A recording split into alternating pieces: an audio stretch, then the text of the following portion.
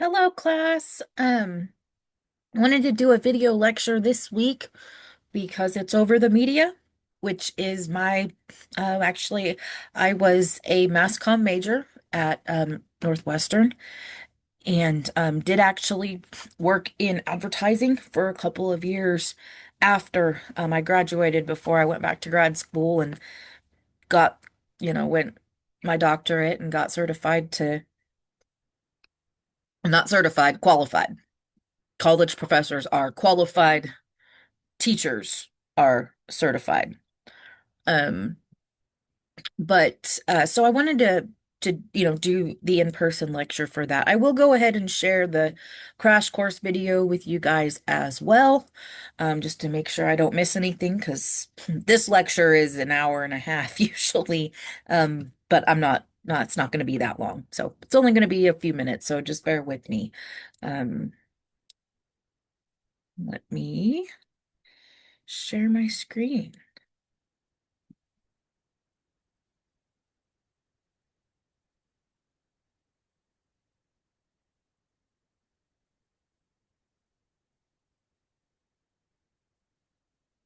Let go on that.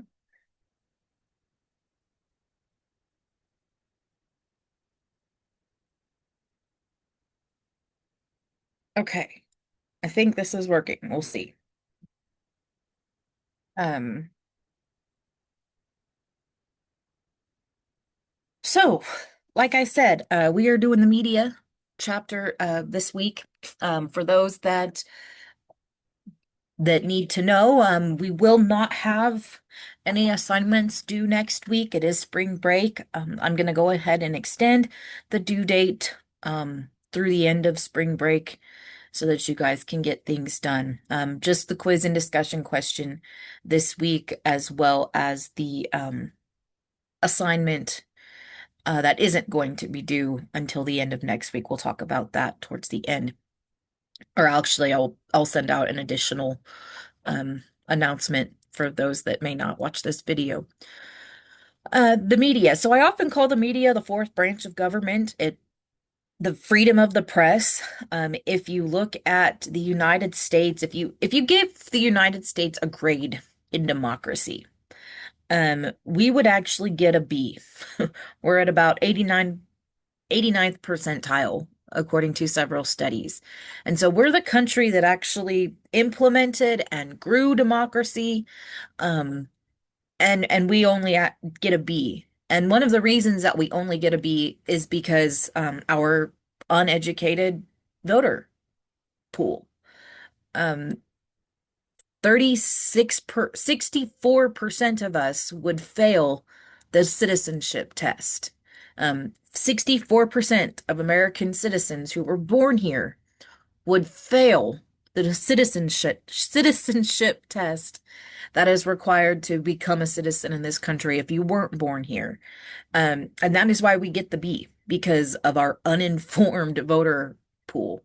The one of the good things about us is our freedom of press. We do have one of the freest presses in the entire world. There is very little government regulation, whether if you work for a company or work for a media corporation that is in trouble with the FCC a lot, you may not think that we are a very free press.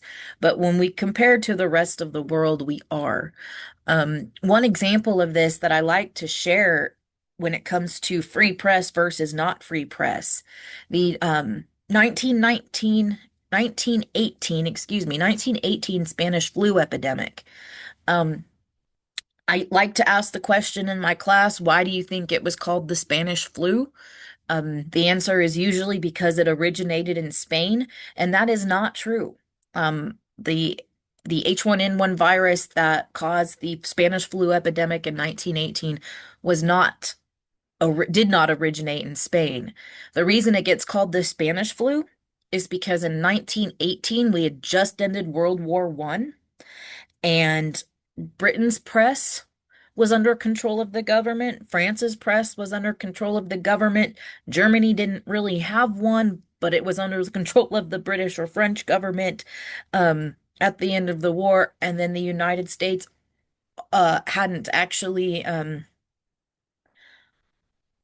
we weren't really, that wasn't in the media in the United States yet. The reason it gets called the Spanish flu is because Spain was neutral in World War One, and they were the first country to start reporting numbers. The media in Spain was the first to start talking about this flu, and so it gets called the Spanish flu in history. Like, thanks, guys. Thanks for letting us know it was happening.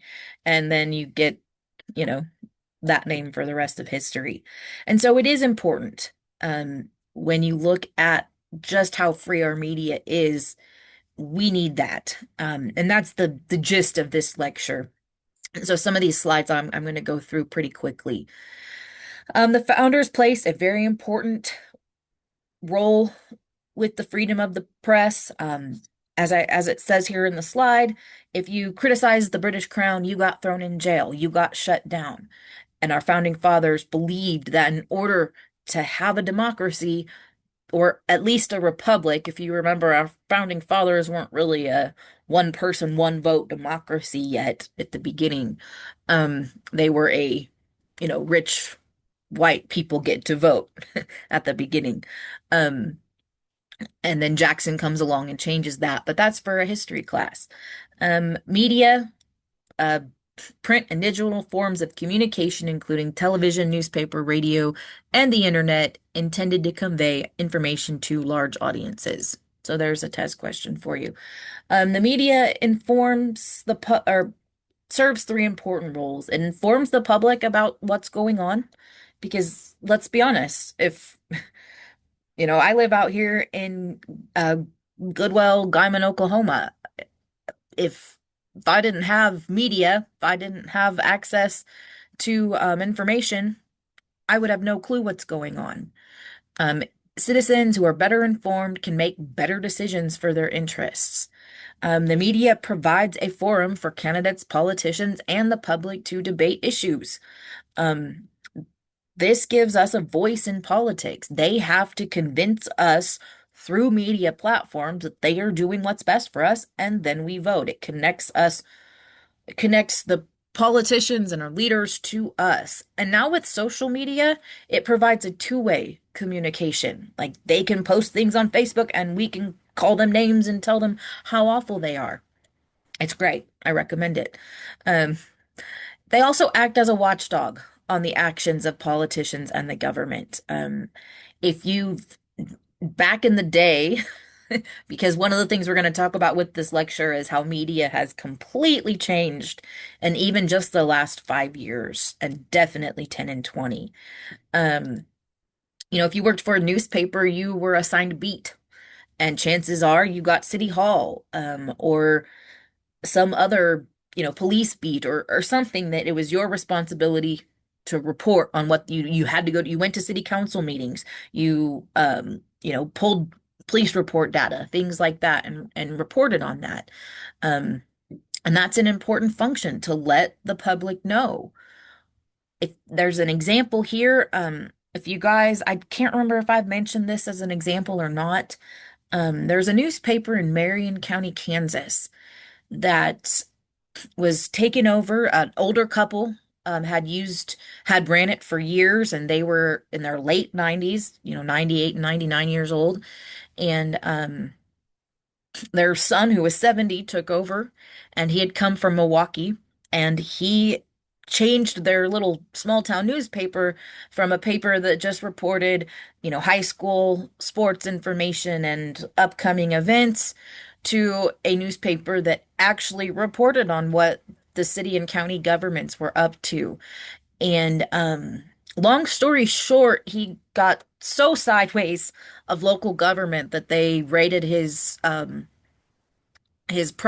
his office and his parents' house with a SWAT team. His 98-year-old mother was there. She was very upset that her privacy and that her home was being violated. A judge signed off on this. If you look into the case, Marion County doesn't have good people in place. They don't have good leaders. And it's really quite embarrassing. I don't have time to talk all about that today. But if you're interested, Google newspaper issues in Marion County, Kansas, and you'll get the stories. Um, but his mother died. She was so upset. She died of a heart attack that night. And so he was a watchdog. He started reporting on, hey, your police chief is letting this happen. Hey, you've got members of your city council who don't have driver's licenses because they got DUIs last year. Um, and things like that. And so I didn't bode well for him. And yeah, lots of legal stuff involved. No charges were ever filed, which I think is sad, but here we are. Journalism is supposed to be objective. It used to be that if you were the New York Times, if you were NBC or ABC or Fox or CBS, you absolutely tried to show both viewpoints. You were not they say journalists were just slightly left of center, where they were, definitely supporting both sides.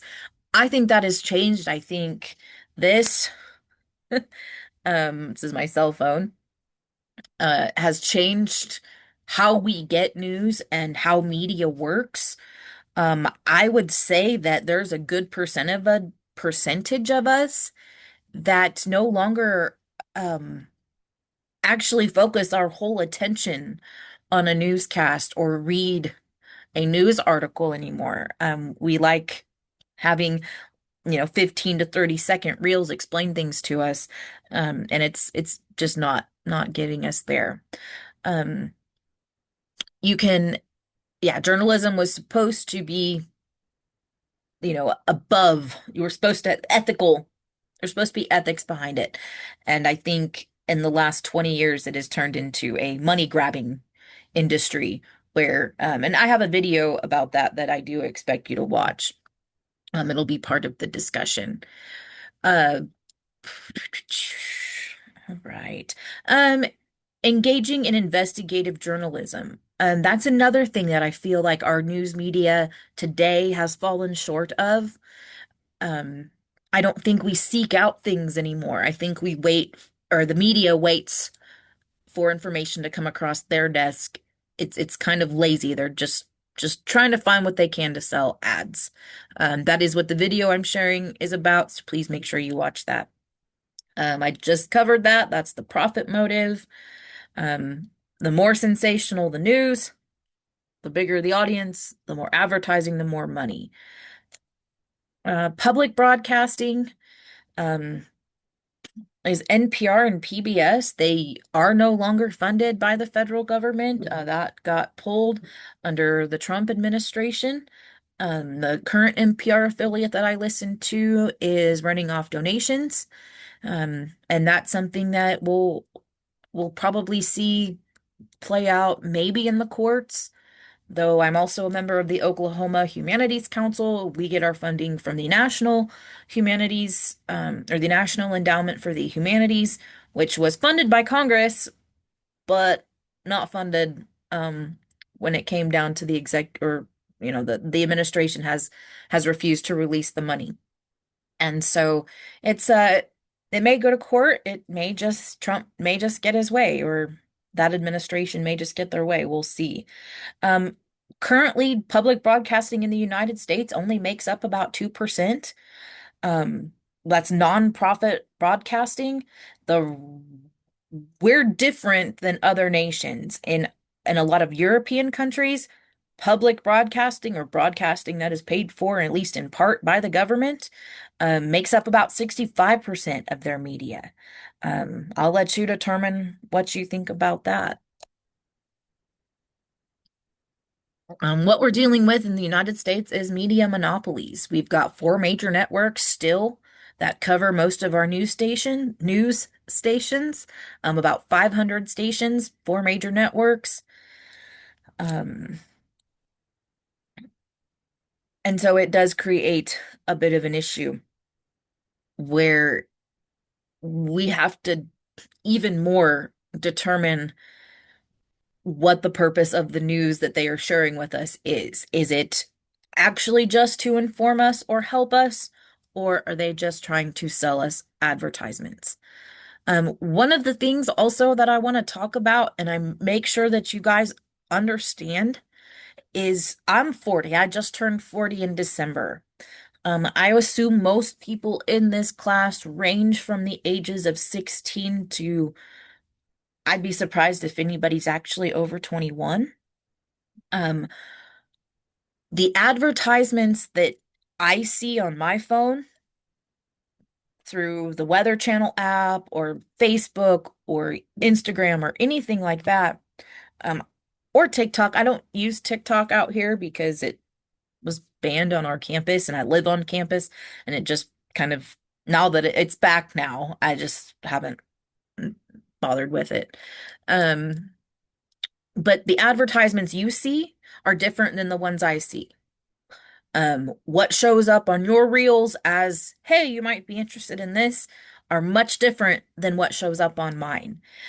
First of all, the internet, the collective internet, has a lot more data on me. Maybe, maybe not. I don't know when I could say you guys actually started using the internet every day on personal devices.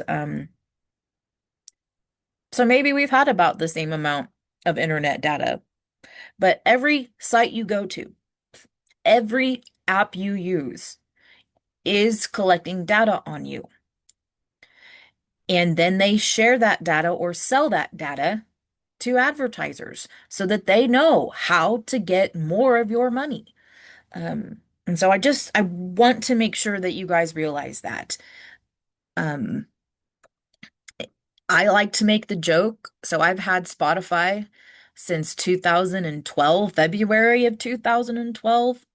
And I like to make the joke that if you ask Spotify to spit out a duplicate AI image of me, not image, but like an actual person that speaks, hologram, I guess, I think Spotify could just pretty much narrow me down to I just spot on replica because it has, 14 years of data on me at this point. What I like, what music I like, if I'm angry.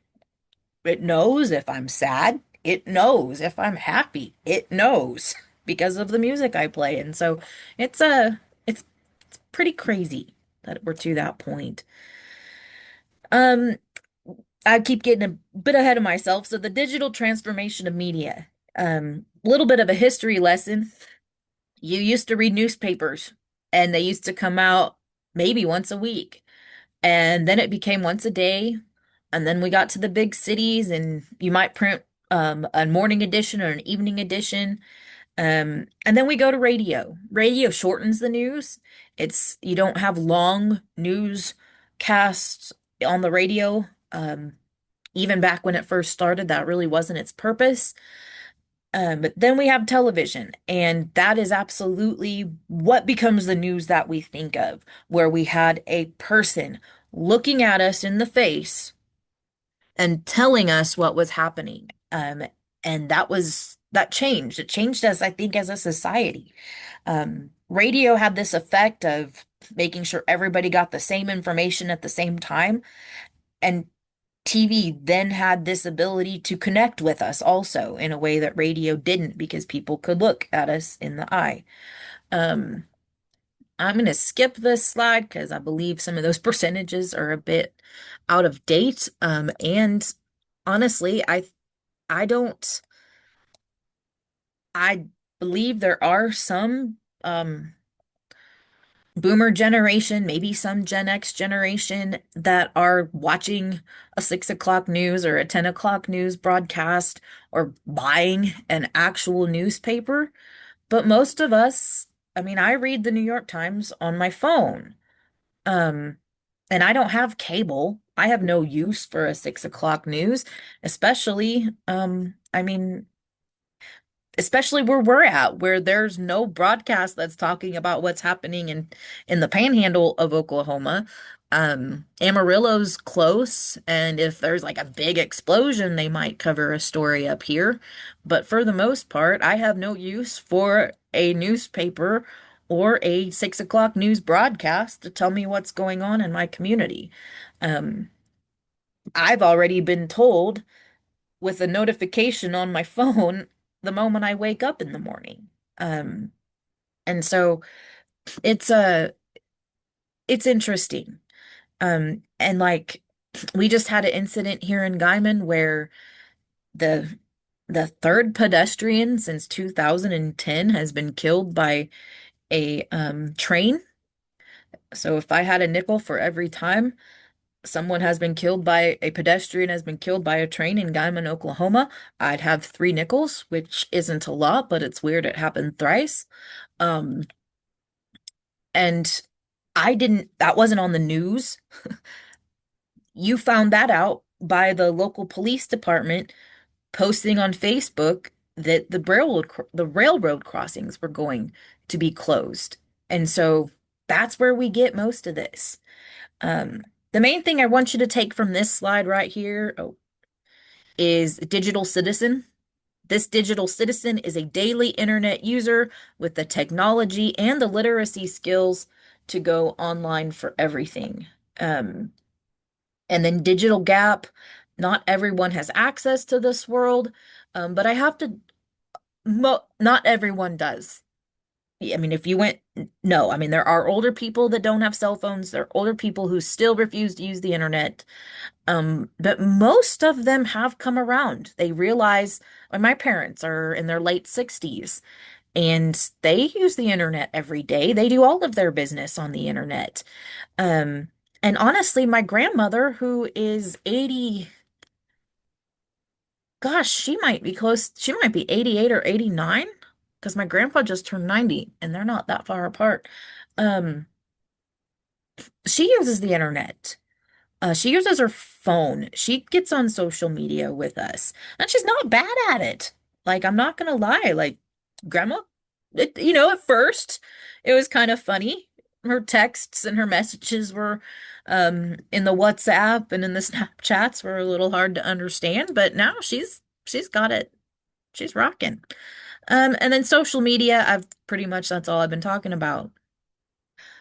Citizen journalism. So once again, this little device has turned us all into citizen journalists. If something is going on around us that we think other people need to know, we can take a picture of it, we can video record it, and if it's that relevant, we can share that with news networks.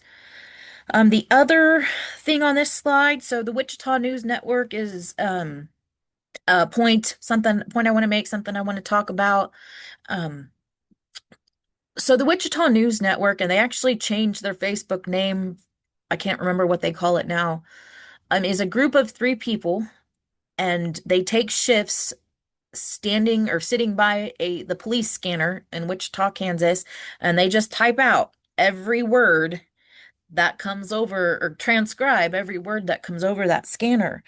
Um, and what you find out when you watch the Wichita News Network page is that the 6 o'clock and 10 o'clock news or morning news is not telling you just how bad things are in Wichita. Um, the news network, they're not lying. It is exactly what's coming over the scanner. And there's at least one death and one murder, one OD in Wichita just about every day. Those don't get reported on the news, I promise.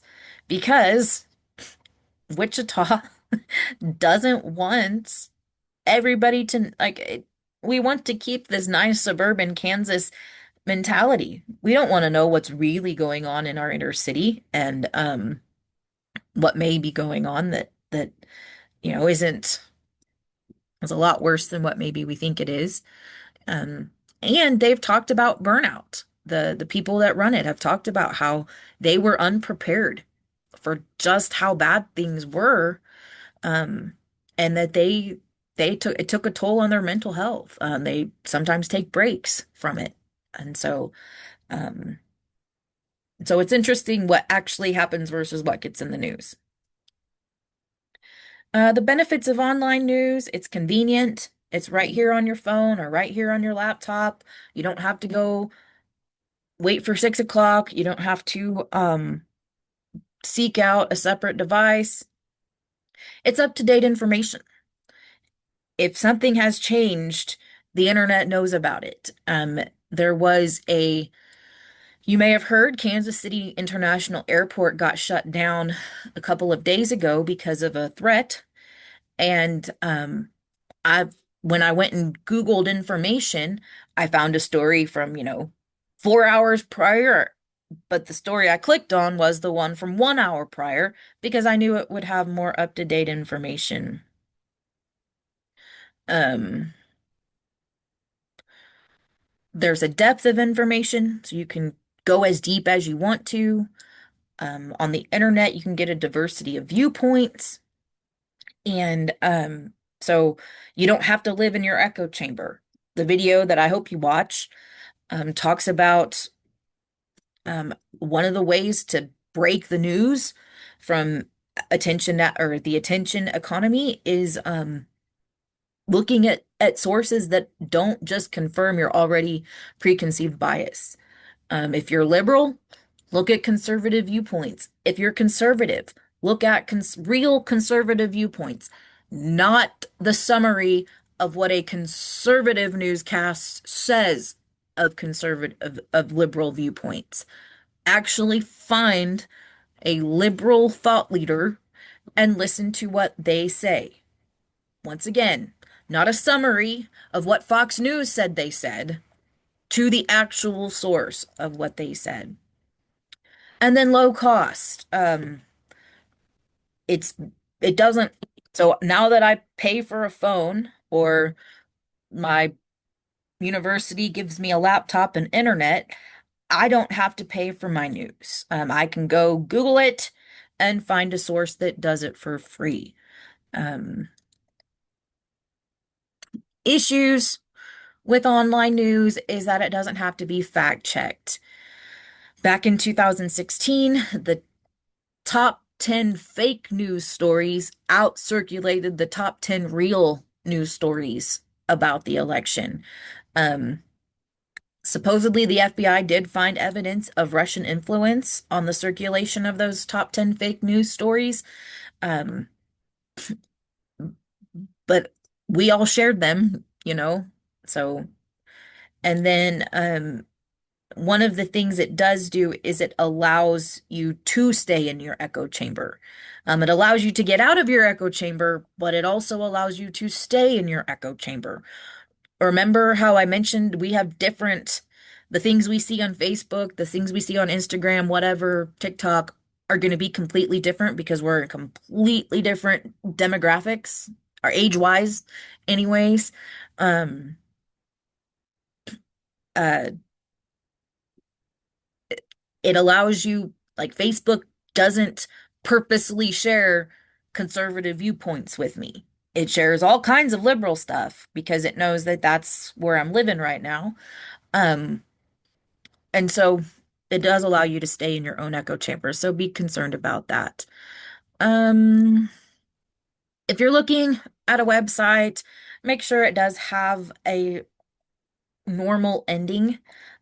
.com will be for for-profit news sites, not necessarily bad, just means that they've paid for that site, that they are a for-profit institution. So there's a potential reason that they're posting, probably to get your attention on their advertisers. But that doesn't mean that their information is bad. It just means they have a reason to get you to go to their page. .org, .net, or .edu are usually nonprofit. .gov are all nonprofit, but it doesn't mean they don't have an agenda. And it doesn't mean that the information is 100% correct. A .org, .net, or .edu are probably gonna have so let's go with .org. because .net, .edu are more institutional things, whereas a .org could be of a nonprofit of some kind. Um, and uh, so that doesn't mean they don't have an agenda. It just means that the end goal isn't profit. One of the things I like to talk about is .gov. That is used not necessarily it's it's not unbiased and it's not necessarily true. Um, this administration, what they've done to the website, the whitehouse.gov website, or whatever it is these days, um, they've but even before that, if you go to FBI.gov, they have things that they say on their website that just are not true. They have a story about John Dillinger that happened at Little Bohemia, um, that the FBI messed up and accidentally shot an innocent person. They shot the wrong guy. Um, and they Um, that's not what the website says. The website sticks to the story that they told in the 1930s, and it hasn't changed. That is still the government stance, even though it has been proven otherwise. They said that Pretty Boy Floyd was involved in something called the Kansas City Massacre, but there's no way he could have been in Kansas City at the time based on new evidence, and they won't change their story. So be wary of a .gov these days. If it is opinion, it should say opinion. It should be very clearly marked as opinion. Um, look for sources that are cited. I learned the other day when doing this lecture in class that a lot of online sources have gone away, or online news have gone away from citing sources at the bottom. They may list it in the beginning or in the text of the article, but that seems to have gone away as well. I would read the publication's about page, and if they don't have an about page, it's a pretty crappily done website and should probably make you wonder what kind of organization is this? Um, are they for profit or nonprofit? If it's nonprofit, who's funding it? Look to see if it lists its funding sources. It should be transparent about any political leaning. If you have advertising on it, is it high quality advertising that actually you know, tells you about the Ford F-150, or is it 13 potatoes that look like Channing Tatum? That's probably just going to throw a bunch more spam ads at you. If you probably won't get through the 13 photos. Um, and then is the publisher transparent about who works there, who the journalists are, and so on and so forth. Um, so how does the media influence politics? And that's where I'm going to cut in the lecture for today. They set the agenda. They decide what events and what issues are important. And that honestly is how we decide because that's what we know. I can't travel to Washington, D.C. and sit on Capitol Hill to watch what's happening all the time. I have to rely on what information spreaders tell me. Um, Natural disasters, violence get obviously get billing. If it bleeds, it leads, right? But the media gets to decide who's to blame. Every single time there's a major issue, somebody gets blamed for it, and it's usually a leader of some kind. Um, Hurricane Katrina back in 2004. You'd think that George Bush ordered it to happen. Like he called up Mother Earth and was like, I need you to send a very nasty hurricane at New Orleans. Um, did he handle the end or did FEMA handle everything okay? Probably not. Um, I, I'm not saying that it did. This probably wasn't the way FEMA handled Hurricane Katrina probably wasn't something that you bragged about. But it wasn't George Bush's fault that it happened. But by golly, the media sure made it sound like it was.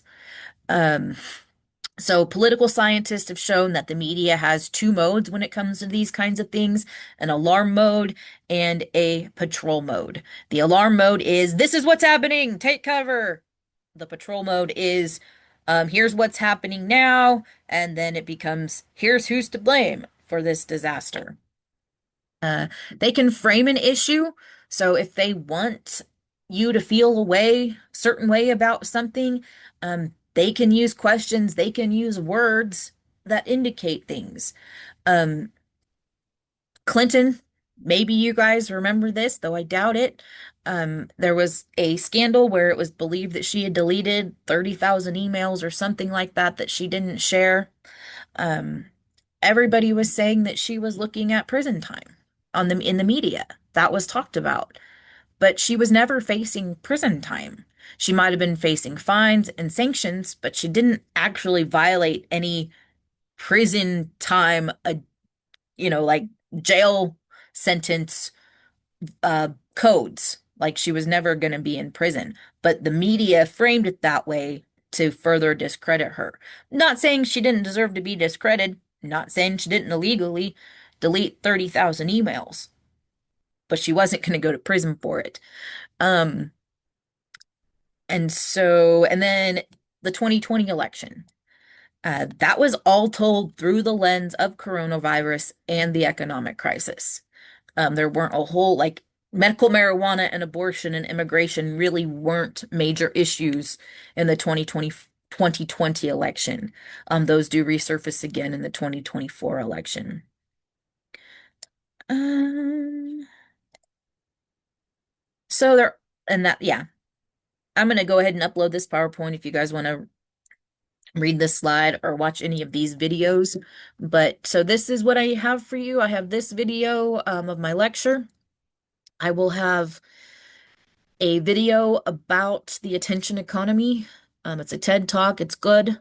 Please watch it. It's part of your discussion, so you're gonna have to watch it to read the to do the discussion.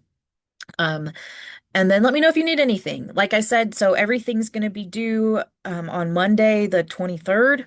So that does give you the rest of the week and spring break and the day you get back from spring break to get things done. And then I will be sending out a separate email about the media assignment. All right. Thank you guys.